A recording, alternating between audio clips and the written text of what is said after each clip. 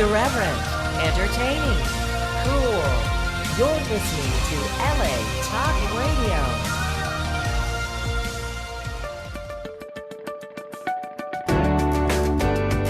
You're listening to Get Yourself the Job with Jennifer Hill and Brandon Maslin, only on LA Talk Radio.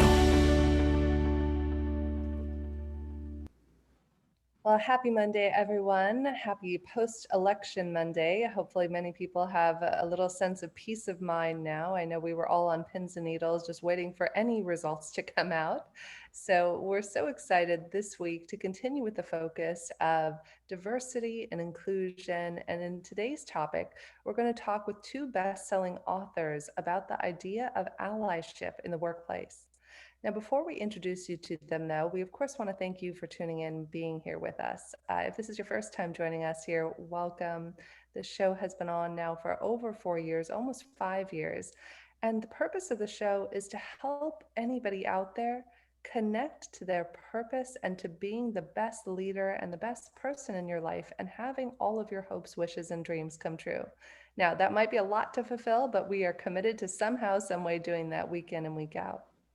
And before I introduce you to our guests and my amazing and wonderful co-host, Brandon Maslin, I want to take a moment and thank our sponsors who make today's show possible. The people at Markham Search LLC offer premier professional recruiting services throughout the United States. They offer contingency recruiting, executive recruiting, retained searches, and also have temporary and payrolling services. So please do keep Markham Search in mind for all of your recruitment needs. Now, without further ado, Brandon, I hand it over to you, my friend. Thank you, Jennifer. As always, grateful to be doing this with you, and we might have to co-author our own book one day. But in the meantime, I'm happy to introduce these two illustrious co-authors of, like you said, best-selling books, and just all around good men. Which is apropos for what we're about to talk about. They have very, very, very illustrious bios. They both asked me to keep it short to give us more time to speak, so I'm going to honor their request. Brad Johnson is a professor of psychology in the Department of Leadership, Ethics, and Law at the U.S. Naval Academy, and a faculty associate in the Graduate School of Education at Johns Hopkins University. He's based in one of those beautiful places on earth called Annapolis, Maryland, not too far from where I grew up in Baltimore, Maryland. And Johns Hopkins is down the street from my law school, University of Maryland, so go Terps. David Smith is an associate professor of sociology in the College of Leadership and Ethics at the U.S. Naval War College. And they can both talk more about their work in Annapolis and around with sort of the military and all that, I'm sure, as I go along. I met David Smith first a couple years ago. At a conference called the Better Man Conference. Our last guest, Patty Dingle, I also met at this conference. And I joke around that when I used to do these trainings I used to say I'm part of the world's smallest fraternity. We're called male feminists or allies. And I never understood why it was so small. It's a great fraternity to be in. You don't get hazed at all. People tend to like you more, and you do amazing work. And beyond that, you write amazing books. These gentlemen both wrote two amazing books, Athena Rising, How and Why Men Should Mentor Women, and the book most recently is Good Guys, How Men Can Be Better Allies for Women in the Workplace. It's gotten reviewed by Publishers Weekly. Sheryl Sandberg from Facebook said, if you want to do your part to build a more equal and inclusive workplace, this book will help. Adam Grant, also a New York Times bestselling author, said many men want to be better allies to women, but we aren't always sure where to begin. This book is a great place to begin. So gentlemen, with that, let's begin. Thank you so much for joining us. I do truly appreciate it. The show is Get Yourself the Job. We did this knowing the election was coming up and really thinking about how all of us, men and women, can do our part to create a more inclusive, supportive world. I'd love to hear just a little bit maybe about your journeys, even how you got into this work, and certainly what you've seen progressed since you've entered this work, and maybe the trends you're seeing most recently. Yeah. How about I'll start off, Brad, and you can close us out there. Sounds good, my friend. Yeah. So Brad and I started this back in about, gosh, been seven years ago, I think now, when we started our work together. And we were both teaching at the Naval Academy at the time. As you said, I'm a sociologist. I focus all my research in the area of gender, work, and family. So looking at gendered perspectives of careers and work and how family interacts with that.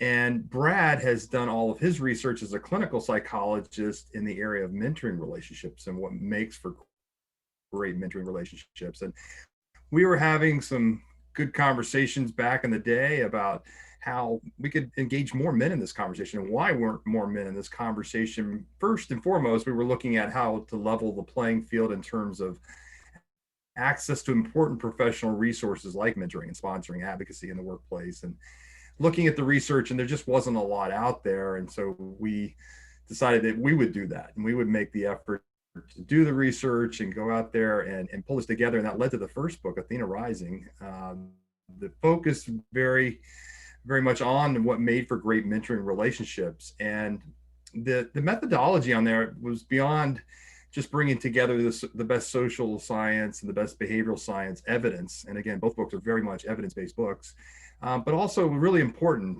to bring in women's voices. And that was never more clear than, I think Brad and I were talking to a couple of our female colleagues about the idea of the first book. And they said, you guys are writing about women and gender and relationships in the workplace, and you realize you're two dudes, right? We're like, yeah, we get it. But it reinforced the idea that women's voices need to be front and center as we were writing that book. And so we had the great opportunity to interview, a lot of really incredible women in every profession and industry out there, and to really hear from them what they most valued in terms of what worked in mentoring relationships and what they most appreciated about those male mentors that they had.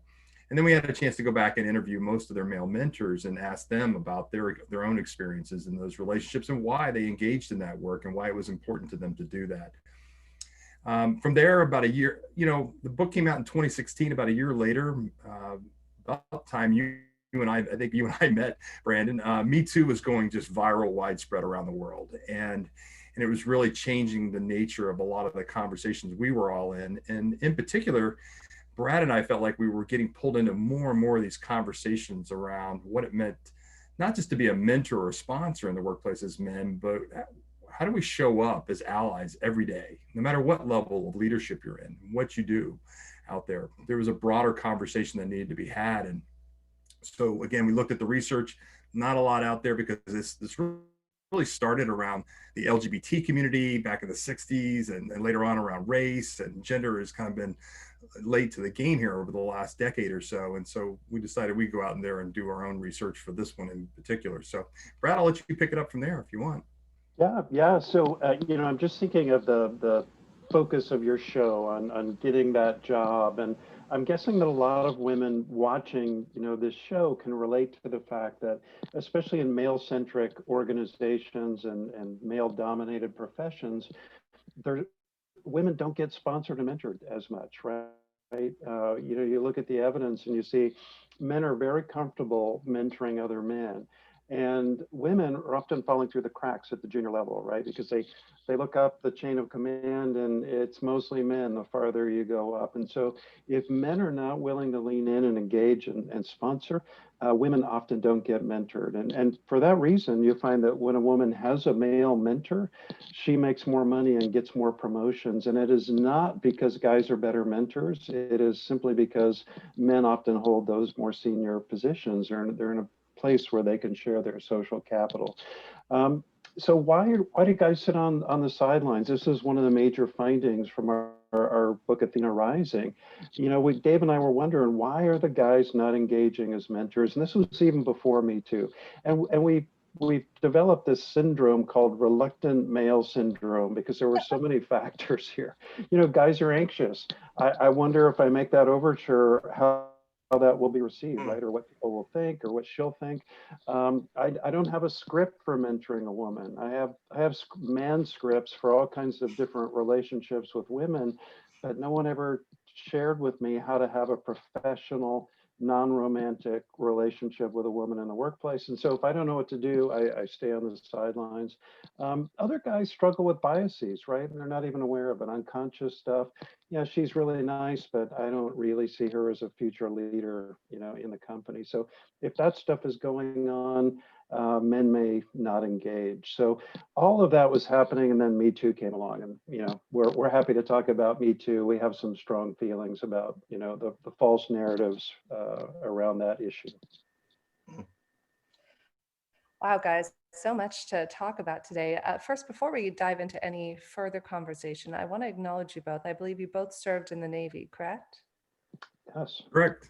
Yeah. I really want to thank you both, really. As veterans, you guys are the backbone of our country. And, sometimes we kind of gloss over the fact that you sacrifice so much, your time, your energy, being away from your family. And, having grown up in a family where my grandfather was in the Marine Corps for many years, I just want to pause and acknowledge you and all the veterans out there, all the veterans who might not ever get acknowledged for the time, the hard work, the things that we never will know that you went through to be able to be of service to the country. And so, deep, deep gratitude for each of you and for every veteran out there. So thank you guys. Thank you, Jennifer. Thank you. It's a Appreciate real honor and that. privilege to serve.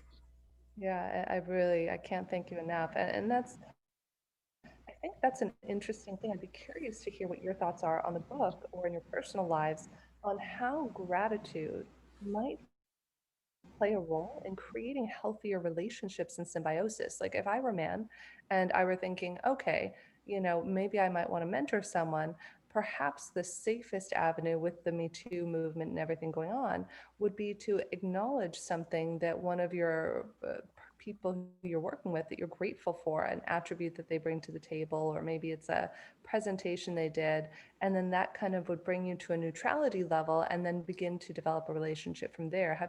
Did you find anything in the book perhaps that gave men at least a way of creating that sense of harmony, that foundation to then build something upon where both parties felt safe? Yeah, absolutely. And Dave, I know you've got important things to say about this too, but I'll just start with one of the main things we've discovered, Jennifer, is that, we talked about those guys on the sideline. Their heart's in the right place. They want to be part of the solution. They want to mentor, sponsor women, but they're just not sure about that starting. How does that first conversation sound, right? And so too often men may approach talented junior women and say, I'd like to mentor you, right? I just use my creepy voice, but it may come across that way. And so she's wondering, what's going on, or what do you mean by that? And rather than do that, I like the way you framed it, Jennifer. I saw you give that presentation last week. You hit it out of the park. It was excellent. And I was just thinking, the hiring committee sure got it right bringing you on board. How can we keep you here? And if you'd ever like to talk about that, I've got an open door. Just come on by and let's chat.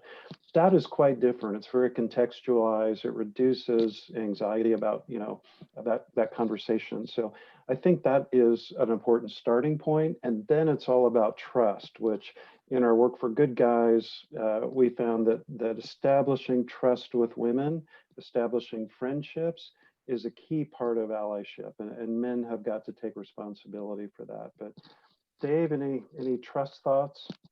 Yeah, I think what Jennifer was bringing up, what came to mind initially was the idea that we found in both books for the research, the men that engaged either as mentors or were identified as being allies by the women we interviewed, they were all a few things they had in common. One was they all had a sense of humility in terms of what they didn't know, and they were very open about that. And I think that's really important, because to approach someone really with this learning orientation is really important, because this is where you're going to learn and gain appreciation for and gratitude for somebody and what they bring as an individual, their unique perspective, their unique experiences they may have, something that what they uniquely add maybe to the team or the organization. And then how you can learn from that, and it makes you better as well. And I think we heard that over and over again from the men in both books that we interviewed. about how they approach those relationships with that. They kind of wanted to come in with kind of a blank slate and acknowledge that, hey, I've got a lot to learn here. And that humility played out in so many different ways. Some women talked about it in terms of gender humility. Others talked about it in terms of a cultural humility and really approaching the relationship in that way. And I think that really opens us up to more collaboration, right? To appreciate the fact that, hey, there's something between us that we can add together to make something better. And I think that's, we've all got a lot to gain when we approach relationships that way. Completely agree. I remember I studied with a woman by the name of Alison Armstrong. I'm not sure. Are you familiar with her work at all? I'm I don't not. think so. I bet there would be a fascinating conversation if we could ever get the three of you on an interview together. So Allison studied men and women for 30 years. And I remember I did a class called Understanding Women because, I'm a woman. You would think I would understand myself. And I'm sitting there in the class going,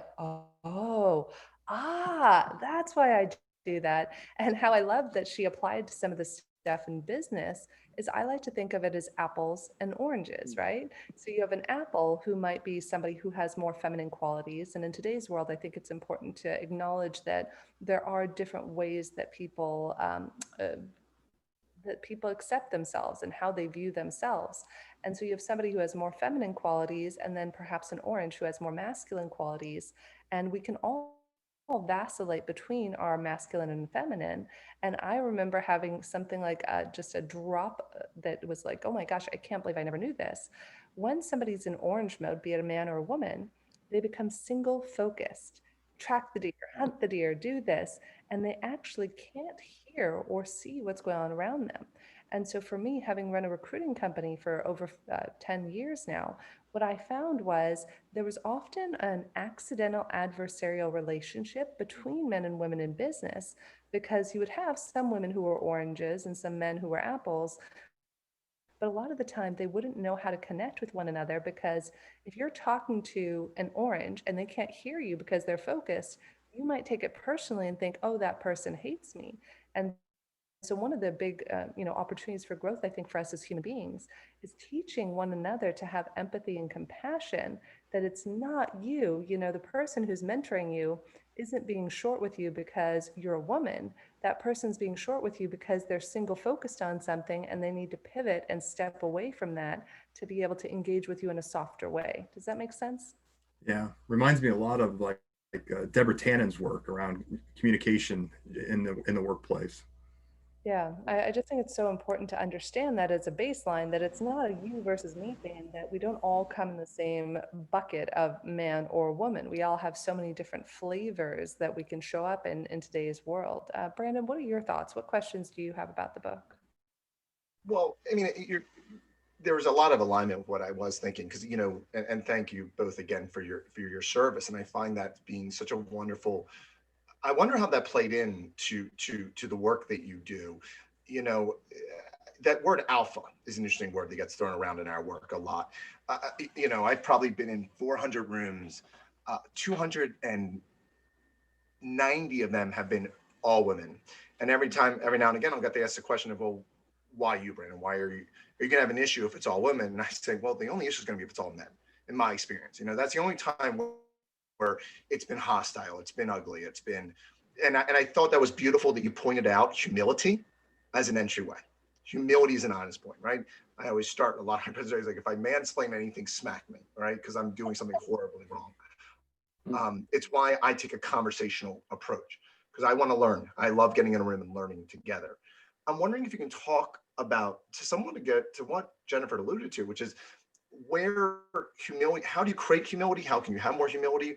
Or how does that traditional, I have to be an alpha, I must, for example, one of the things they find is that a lot of times men won't apologize because if they apologize, they will perceive themselves as weak.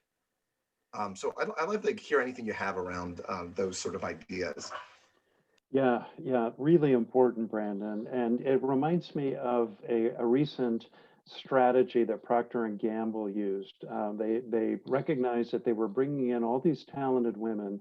They weren't promoting them. They weren't even retaining them. These, they were losing all these amazing women, and they realized mentoring and sponsoring wasn't happening. And so they developed a mentor up, a reverse mentor program, and they started pairing all of these talented junior women with very senior Yeah. men in the company. And the marching orders were that she was supposed to mentor him on things he needed to know about junior employees and women and all that stuff. And of course, what happened was he not only was he learning so much, he was enjoying the relationship, and they became really powerful for these older men in the company. And of course, what Dave and I refer to as the mere exposure kicks in at that point, right? Social psychology research shows that, hey, the more we interact, the more we like each other. And so if we can get beyond that initial sort of barrier, pretty soon these wonderful reciprocal relationships kicked in. So the senior guys were mentoring and sponsoring the junior women. They were continuing to mentor up. And so it really got to the heart of this reciprocity, mutuality thing that we find so important in all mentoring, but especially cross gender. And as a guy, I have got to recognize I got so much to learn from her. And then when that happens, I need to tell her that. I need to thank her and let her know what I'm learning. And that sort of gratitude again, as Jennifer was talking about, that that really fuels these wonderful reciprocal relationships. But as you said, Brandon, a key thing to get over at the beginning is men standing in front of the mirror practicing these words: I don't know. That's really hard for guys, to just say, I don't know the answer to that. And so we too quickly fall into the guru model, right, of pretending we know everything, rather than, hey, I don't know, but let's find out together, or let me introduce you to someone who might. Yeah. Yeah, it reminds me also that one of the reasons why men don't engage in this work is they also see this, associate, and we find this in the research too, the association with like diversity initiatives or things around gender or with women. Again, back to kind of that weakness piece that you were talking about earlier, or this, the research that we talk about in social psych is the wimp penalty. But the reality is that, is the research shows that men who get involved and as allies, as male feminists, as diversity, warriors out there, that the people who take up those causes, when they speak up on behalf or they get associated with that, you know, they don't get a penalty when it comes to performance evaluations. They aren't hurt in their advancements and promotions. It's in some cases it might help, but in other cases it's probably very neutral. The really interesting thing is, though, if you are for example, if around a gender diversity, if it's a woman and she says something about that, or is out there promoting gender diversity or standing up for women or gender equality, well, often, they are going to be penalized, and they're going to see it in their performance evaluations. They are going to see it in the lack of opportunities and advancements out there. So the reality is, as allies, when we step up for others, we don't get a penalty because it's not seen as really as being self-interested, right? But again, there's that challenge around the wimp penalty. The other one is the zero-sum bias, and in particular about how we see this fact that if for women to have barriers to their advancement removed means that somehow I as a guy am going to lose, right? And that for her to win, for her to gain equality means that I have to lose something, lose power, lose influence in my organization. And the reality is that we find, obviously, is that through collaboration, through more equality and diversity, we actually expand capacity. And this is what the research shows too. I mean, everything from the economic side, right, that we're losing out on trillions of dollars of GDP every year. And we're really hurting families in our society by, especially today with more dual career, dual earner families than ever before, by not trying to remove the inequities that are out there. Yeah, 100%, guys. We have lots of people commenting. Hi, Rev Reg. Thank you so much for tuning in. And she's saying 100%. I think it's so important, guys, to tie this gratitude piece in as we're talking about this. you can't have any working relationship, male, male, male, female, female, female, without the gratitude piece. And I just want to do a quick shout out for a guest who's been on the show with us many times before, Dr. Paul White, and his appreciation at work, about using the 5 languages of appreciation. And that is one of the, for me, core elements of having a successful team. No matter who you're mentoring, whenever I would have a new team member come in, I would ask them, how do you prefer to be appreciated? And I think Dr. White's work shows that 88% of people leave their jobs due to lack of appreciation.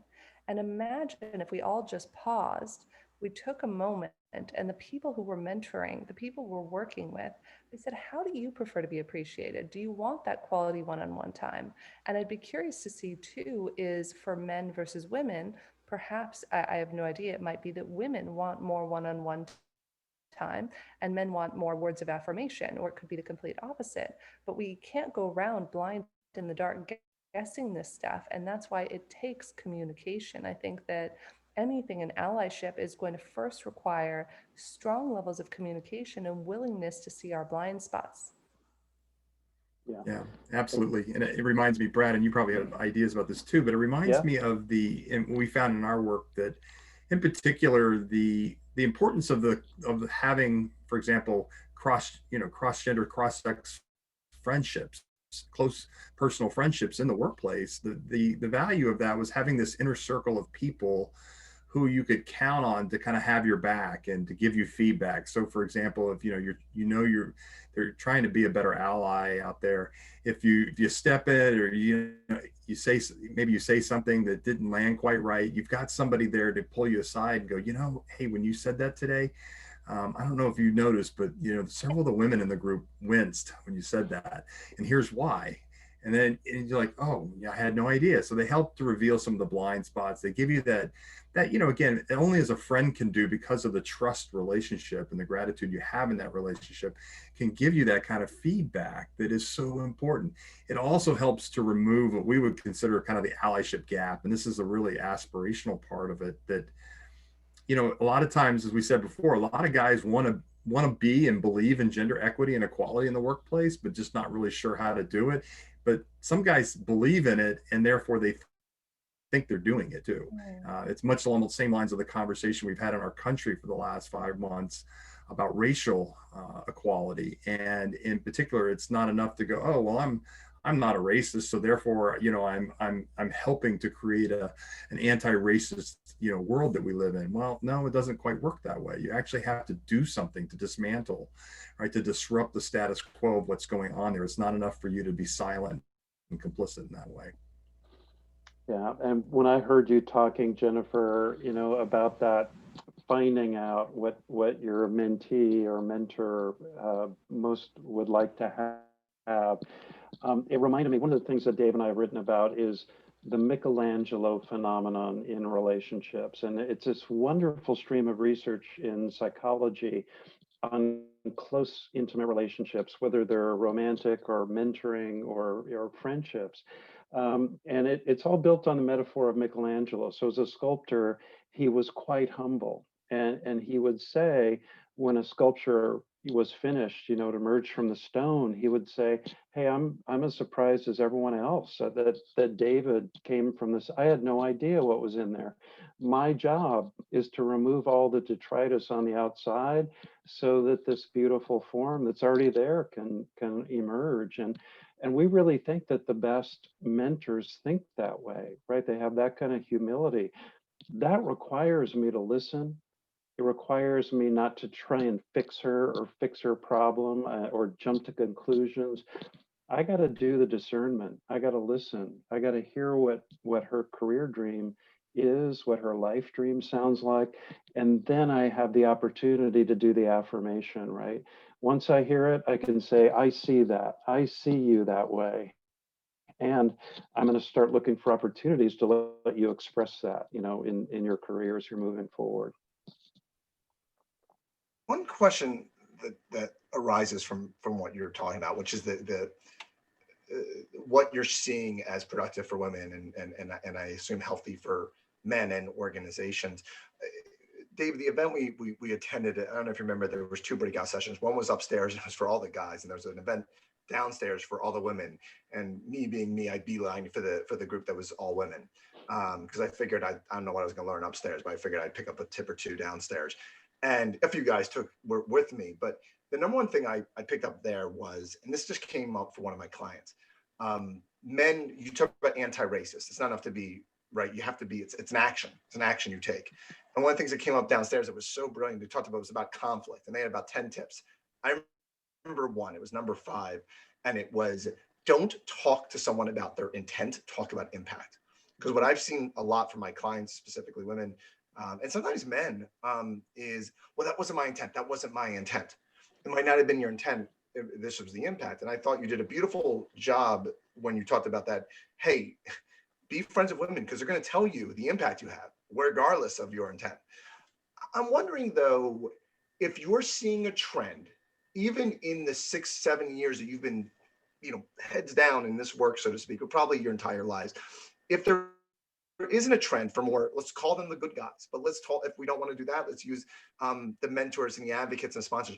Are you seeing a trend where more and more of those men are getting promoted? And, or are you seeing more and more of a trend where the men who are either by lack of intent or frankly intent doing harm are maybe getting not pushed out, but at least being slapped on the hand a little harder? What are the changes you're seeing on why it matters for all men, and whoever can be an ally, right? Just as it's not always men, it's anyone in service of the minority, as I understand the word. What do you see the trends being for why we should all be good, fill in the blank, in this case, guys?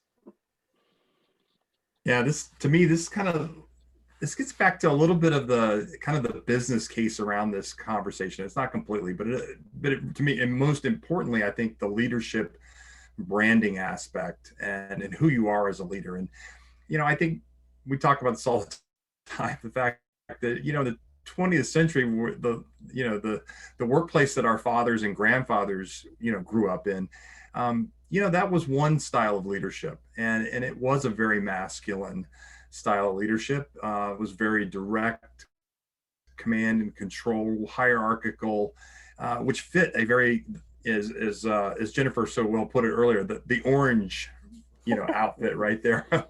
All the oranges felt very good over there, right? And it aligned nicely. The 21st century, a lot has changed, a lot has shifted, and I think what we're seeing is that leadership styles have begun to shift as well. And those leaders out there that are doing the best at, again, adapting to what people expect and desire. And again, the workforce, because there's so many people in the workforce today, and we're all competing for talent, you're going to have to adapt to the workforce to some extent. And I think the leaders are doing that right now. And we're seeing that, hey, if you want to recruit the best talent out there, oh, by the way, all the research shows us that, upwards of like 40% in particular of women and other traditionally underrepresented groups, when they're looking for jobs, they're looking at that. They're eyeballing the company. They're looking at what they have on their web. They're looking what's out in the news about what they're doing and how transparent they are about what they're trying to accomplish and the work that they're doing. They're looking for them to say, hey, here's how we're walking the talk. We don't just have a nice statement out there on our website. Here's what we're actually doing and showing it. And I think that's different, right? I don't think the 20th century leaders necessarily needed to worry about that. Today you do. Investors are doing the same thing. And now that's hitting you right square in the pocketbook. And so you as a business leader have to take that into account.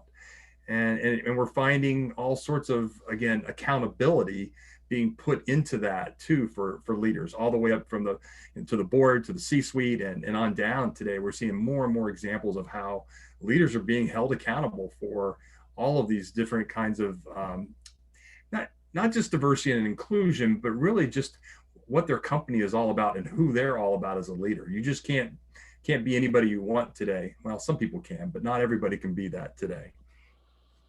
And Brandon, I would just add too, you asked about, how is it for guys leaning into this work right now? And I think, the one danger I see is men who are superficial with this work, right? And these are the guys who want to come to work and throw on the male ally cape, as it were, right? And say, you know, I'm here as an ally, ladies, when they're not walking the talk, right? And they're not doing it in important areas. And you know, a starter for Dave and I in our research for Good Guys is these guys don't really show up as allies for their own partners at home, right? So if you're not sharing in domestic work and childcare and homeschooling, you are not leveling the playing field. You know, if you're partnered with a woman, you're not really showing up as an ally, and you got to start there. Or, you know, these are guys who want to show up at a woman's conference for, you know, 45 minutes and then, you know, punch the allied ticket. But then they're, you know, they're in the break room with a bunch of guys bantering or telling the sexist joke. And I mean, women know that. They figure out very quickly who the real authentic allies are and who the more superficial guys are. Thank you so much for hitting that point, Brad. I think it's such an important note to hit. One of my favorite things in the definition of allyship too is that allyship is not self-defined. The people who you seek to be in allyship with will tell you, oh my God, if there's nothing else, and it's beware of the person who goes, I am, da, da, da, da, da, right? Yeah. And we had Sean Layden on, former chairman of PlayStation, and he once did a panel, and you know, there were three on a panel. One was amazing, Sean was great. The other guy hit all the right notes. Like every woman at the organization I was a part of, most of the women in the room go, guy, he's just full of it. You know, we just know it. And Sean got off stage, and before he could come to the back room, his colleagues at his company said he didn't even tell you when he flew to Japan on his own dime to support our women. He didn't tell you about this. They were rushing back to tell us that he was being so humble that he missed half the stories. Yeah. And I thought that was just this beautiful moment of just true what allyship can be. And so thank you for hitting that point. It's so important. I love that, Brandon. We actually tell men, you are an ally when she calls you an ally and not before. Beautiful. Brilliant. And I think one of the things that was really promising in the research we did for Good Guys was there were so many incredible allies. Oh, by the way, these men, you know, they didn't get to self-nominate the way into the book, self-promote their way into the book. They had to be nominated by a woman who considered them to be an ally.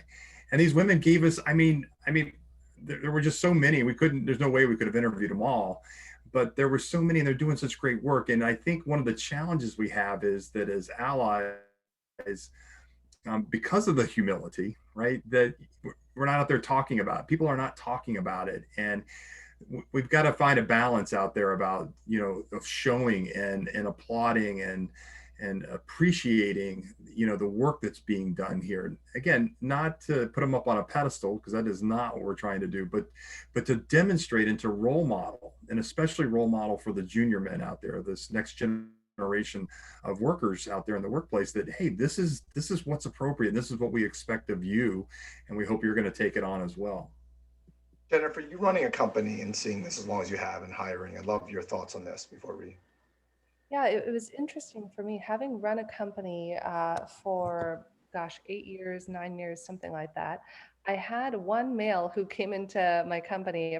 For whatever reason, we were a lot of females and a lot of women who had kids at home. We always tried to, you know, just support people who had families. And this one gentleman came in who had 2 daughters himself and was married. And my God, he was the best ally as a CEO of a company I could have ever asked for. Like, it was very reciprocal. He knew that I would do anything that I would ever ask him to do, and vice versa.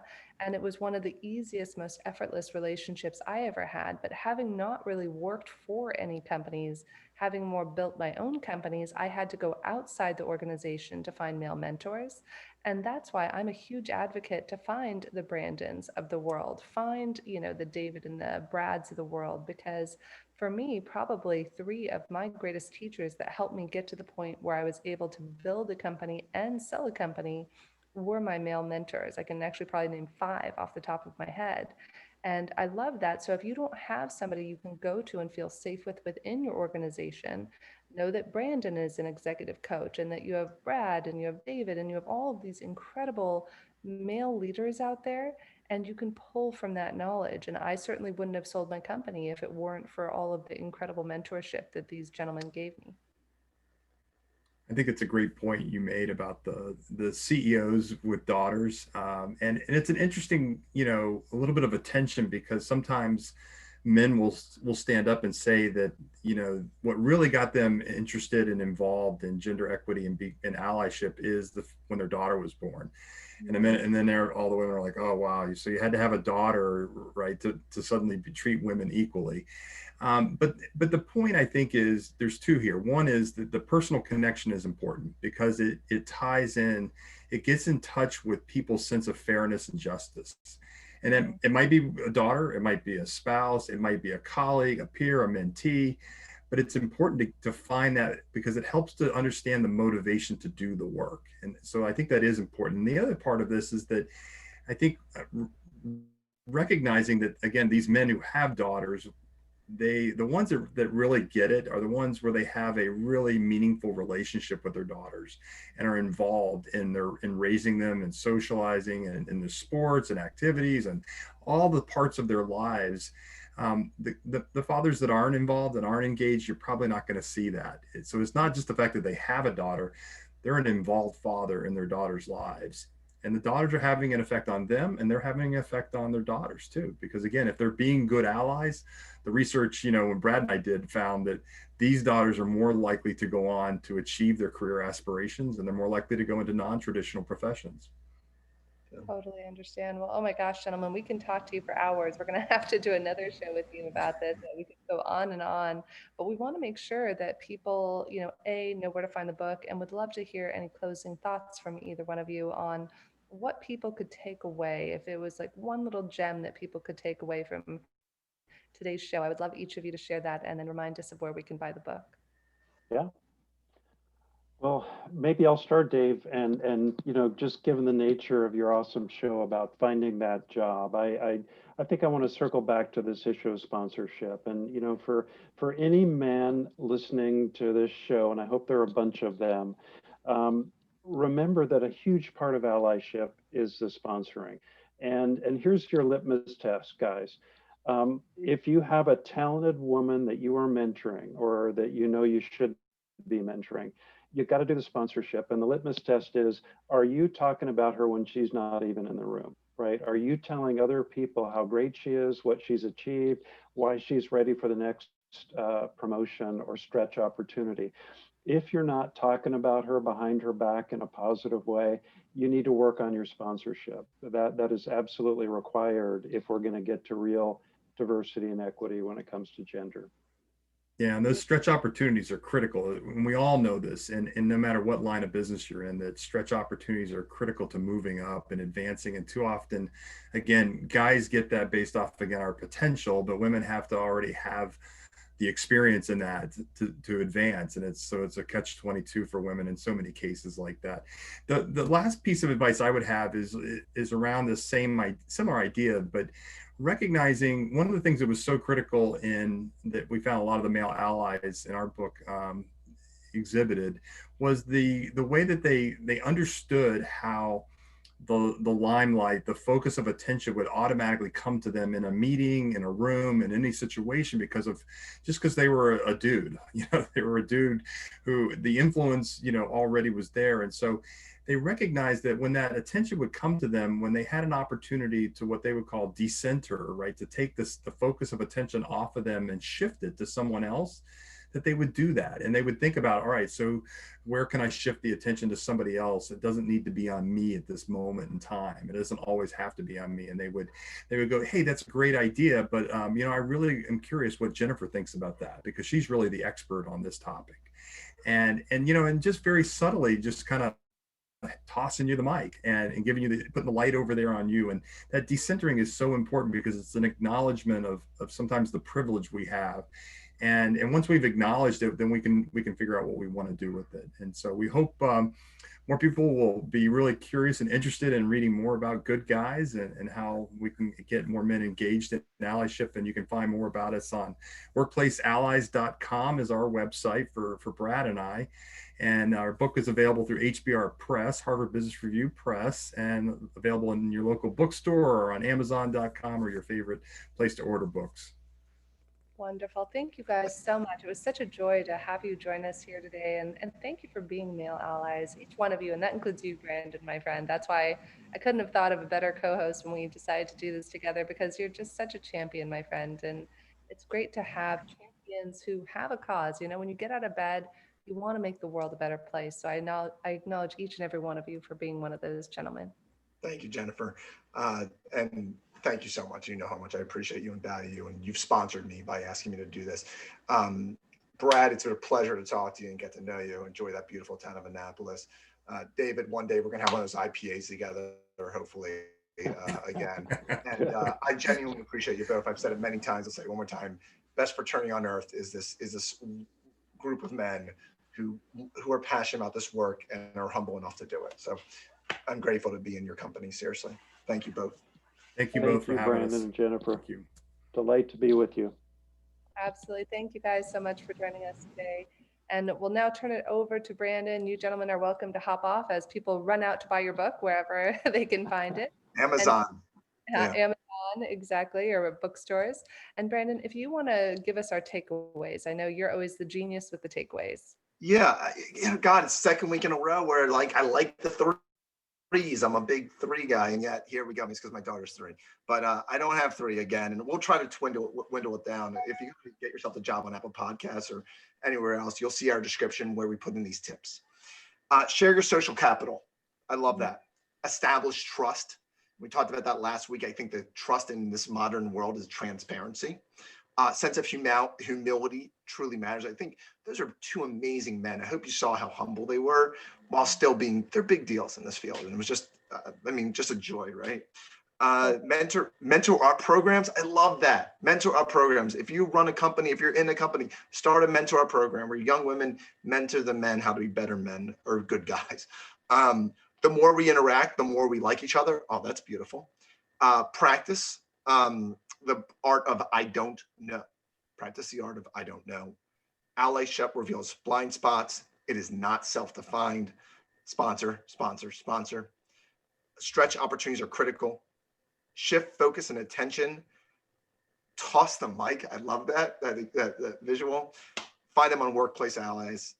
Buy their book, The Good Guys. We'll probably share the links and all the other things, but they really are good guys. But any good guy is only as good as the great women that surround us. So we're good, but Jennifer, people like you are great. And so any one of them will tell you the same thing. This weird thing that we get to do in this world is the greatest gift on earth. To be in partnership, to be in allyship, to be whatever it is. It's not about, for me, yes, it's about giving, but what you get, I'll write 27 books. I'd be remiss if I didn't say one champion I had very early on was a man named Doc Mosca, who taught me what it is to be an ally and invited me into many rooms where I didn't feel like I belonged. And I've spent most of my life feeling like I don't belong. It took feminism to make me feel like I truly belonged. And that alone is why I don't understand why every man is not a true feminist and strives to be a great ally. I love you, Brandon. I'm tearing up. Like, I really am. I'm so grateful that there are human beings out there like you who care that deeply and that passionately, and that your purpose on this planet is to make a difference. And we all have a purpose. Every day when we set our feet on the floor, we can go into that day like, oh, I have another day. Or you can ground your feet on the floor and say, how can I make today the best day that I've ever lived, not only for myself, but for everybody around me. And I'll give you guys just a quick little add-on bonus tip if you ever just want to have fun with this. Every night before I go to bed, one of my mentors and teachers, a male, actually taught me this. He said, reflect on the day. And before you shut your eyes, I like to write it down on my iPhone. Ask yourself, how could I have lived today better? And note, were you rude to somebody? Did you gossip? Were you inclusive? What did or didn't you do? And then you follow that up with, what are you proud of yourself for? And list one or two or three things. And then what are you grateful for? And I love to close out my day that way. So it's a good way to check in on yourself. Were you an ally to somebody today? Did you work on your communication? Were you open and receptive to feedback? And maybe you even said, I don't know. And if so, you're on the right path. So thank you to everybody who's been here with us today on this journey. Thank you to Brandon, to David and Brad who joined us here, and everybody tuning in. If you left us any comments, we'll respond to you after the show. We're trying to get in the habit of responding during the show. You can follow me on my Facebook page, Jennifer K. Hill, and I'm doing watch parties during the show and responding to comments during the show. And, please do leave us any recommendations, any ratings. Love the show, rate us. Hate the show, also rate us. We'd rather know, and be able to grow and expand. And you can find us on iTunes under Get Yourself the Job on iTunes. You can find our Get Yourself the Job page on Facebook. And we just are so grateful to have you here with us every week. And thank you for joining us today for Get Yourself the Job. Thank you.